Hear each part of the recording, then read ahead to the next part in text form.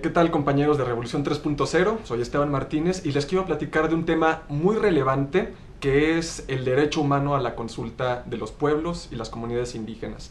Este tema es muy actual y cada vez cobra más y más relevancia en el terreno internacional debido a la expansión del capitalismo y a la expansión de los megaproyectos cada vez más destructivos y que vulneran más los derechos de las comunidades indígenas. Países como Colombia, Ecuador, Bolivia y Argentina ya han incluido en su legislación interna mecanismos para que estos pueblos sean consultados. México, desafortunadamente, todavía no. No obstante, tiene una población de 15 millones de personas pertenecientes a pueblos o comunidades indígenas en 69 pueblos. Ahora, ¿qué es la consulta indígena? Es un derecho que tienen todos los pueblos a ser consultados sobre todos los proyectos o todas las leyes que puedan afectarlos, sea porque afecta sus recursos naturales, sea porque afecta su identidad cultural. Es una obligación que tienen las autoridades en todos los niveles de gobierno de antes de llevar a cabo algún proyecto o aprobar una ley, consultarlos.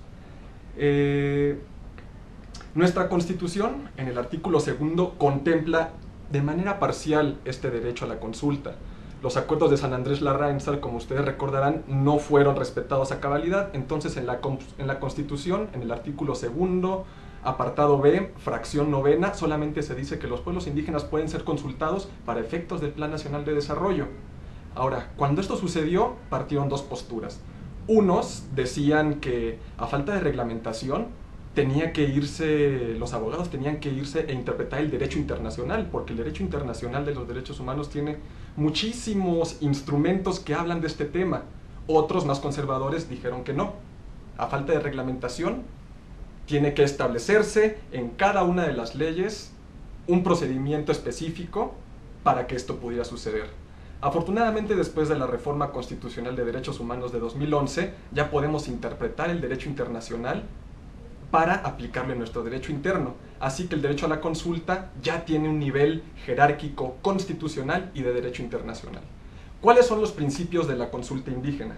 Bueno, muy sencillo. La consulta debe ser previa.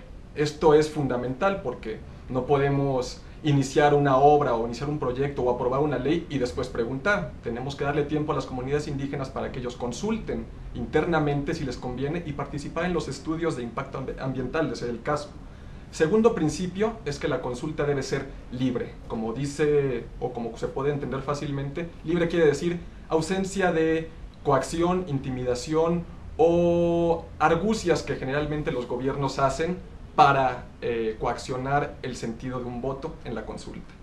El tercer principio es que la consulta debe contar con información técnica vasta y suficiente. Esto significa que las autoridades, si elaboran estudios de impacto ambiental o toda la información que tengan relativa al proyecto que quieren realizar, deben dársela a la comunidad indígena en su idioma, en métodos que ellos puedan consultar fácilmente, y deben dar toda la información disponible, no pueden guardarse nada, para que ellos puedan tomar una mejor decisión. El cuarto principio es que se deben respetar en todo momento los procedimientos y las instituciones de las comunidades indígenas. Si ellos van a juntarse para decidir si van a aceptar o no un proyecto, el gobierno no puede imponer un procedimiento determinado para la elección de representantes o etcétera. El gobierno tiene que respetar en todo momento las instituciones de cada una de las comunidades que van a consultar. Y el quinto es que debe regirse, por supuesto, por la buena fe. Tiene que tener la finalidad de alcanzar un acuerdo. Muchas veces el gobierno nada más realiza la consulta como un trámite formal. No tiene la intención de llegar a un acuerdo, nada más de superar este obstáculo y ya después empezar a armar el proyecto. El gobierno tiene que tener una buena intención, llegar con las comunidades indígenas, hablarles de los beneficios y negociar. No puede ser un simple instrumento formal que se debe agotar por el simple hecho de mandarlo a la Constitución. En el caso de México, tenemos varios ejemplos en donde no se ha respetado el derecho a la consulta, muy numerosos, pero también existen ejemplos en donde los pueblos se han organizado, han ido ante las instancias judiciales, a la Suprema Corte, y han logrado imponer su derecho. El caso de Cherán es muy emblemático. Actualmente Cherán se organiza, tiene un gobierno tradicional organizado por usos y costumbres, autoridades tradicionales, justamente porque se opusieron a que el gobierno del Estado, a través de sus mecanismos electorales, impusiera sus medios de elección. El otro caso muy actual es el de la tribu Yaqui, que actualmente está peleando en Sonora por el derecho al agua. El gobierno de Sonora construyó un acueducto para dejar sin agua a la tribu Yaqui. Ellos fueron ante las autoridades judiciales, llegaron hasta la corte y lograron que la Suprema Corte reconociera que la autoridad había cometido una grave violación al derecho, a sus derechos humanos, al autorizar la obra sin preguntarles. Esto es muy relevante porque significa que en México cada vez más y más se están llevando ante las autoridades jurisdiccionales estos casos.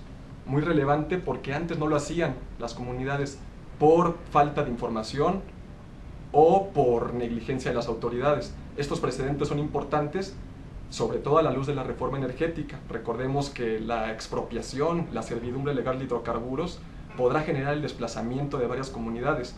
Es muy importante que todos conozcamos este instrumento de derecho internacional para que podamos defendernos en caso de que pase lo predecible: mayor rapacidad, desplazamiento e imposición por parte de los poderosos. Gracias.